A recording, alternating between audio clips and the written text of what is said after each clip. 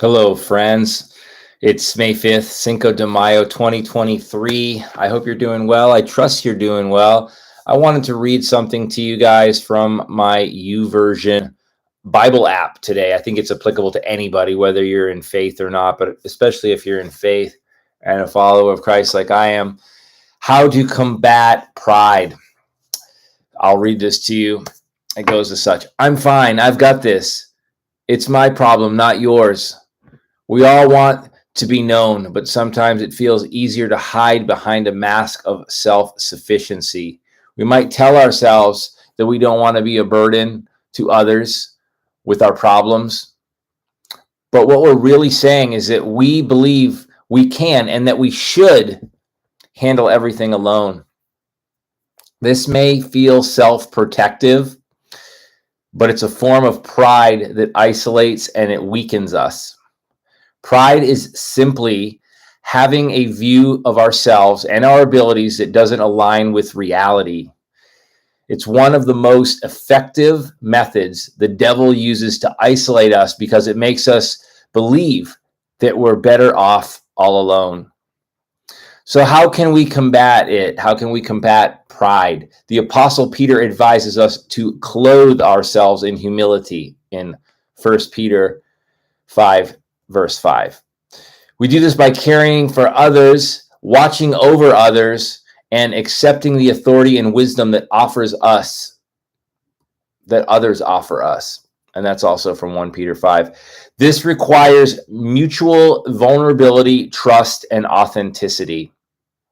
Vulnerability is key, you guys. Jesus knows what we need, and God wants us to cast our anxieties onto him. But giving him our concerns, hurts, hardships, and heartbreaks is an act of vulnerable surrender.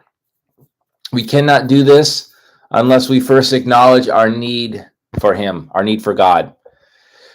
So when Peter says to cast our cares on God, he's telling his readers to come openly and honestly to God, so that at the end of the day and at the proper time, he can deliver them. God opposes anyone who thinks they don't need him. So surrender to God. That's basically the message here. I'll leave you with these words. Take a few moments right now. If you're sitting there, you're feeling anxious, you're worried. Anxiety is a big thing in all of our lives. If you're feeling that anxiety, take a few moments right now. Take a couple deep breaths. You might not like the way I look, the way I talk, and what I'm saying, but feel this. Please feel this. Take a few minutes for yourself right now. Reflect on your current concerns. Think about what you're going through right now. Feel it. What do you need to bring to God in this moment? God is here. He hears our prayers. Visualize handing him your worries. I can't carry this burden on my own. This burden is too heavy for me. Hand it to him. All of your worries. Confess them to him. Have a personal relationship with him and give those concerns of yours to God. And envision him receiving those from you. And in return, you receive his peace. We can't do this alone, you guys. We need God in our lives. We live in a day now where people are going to say, oh, you're talking about God now. How dare you? And for a long time, I wouldn't say anything. I was like, the world doesn't want to hear about God right now. Well, they need to hear about him right now. Look at the world right now. People are getting sicker. People are living in anxiety. People are medicated so much right now. There's lots of issues in the world right now. That all said, it's a beautiful world. There's so much to be grateful for.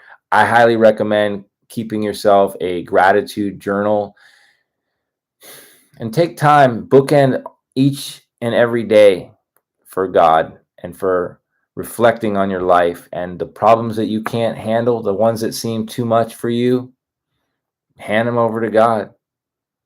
God bless you, my friends. Have a beautiful day. Thank you for watching. If you like what I have to say, like, subscribe, share, comment, whatever you got to do. Thanks so much. God bless you.